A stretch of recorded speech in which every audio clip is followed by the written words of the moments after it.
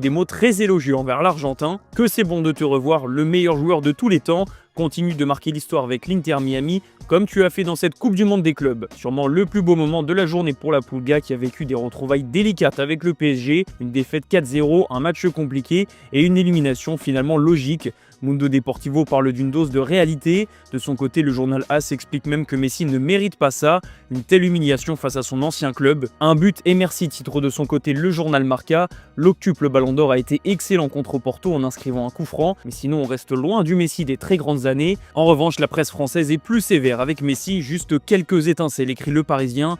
Il a traversé la rencontre sous une cape d'invisibilité, ajoute le journal francilien.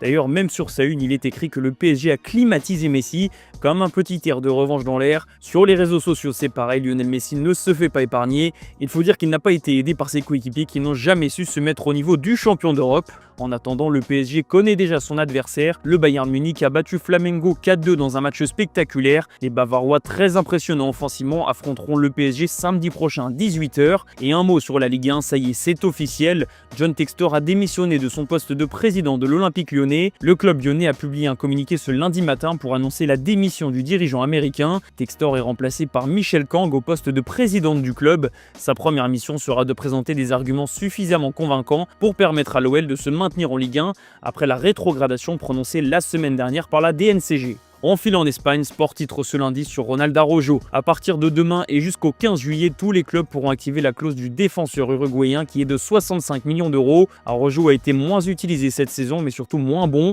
En revanche, pas de changement prévu pour lui, il veut rester au Barça. Il faudra tout de même voir ce que décide de faire le club catalan qui aurait bien besoin de récupérer 65 millions d'euros, notamment pour lever la clause de Nico Williams.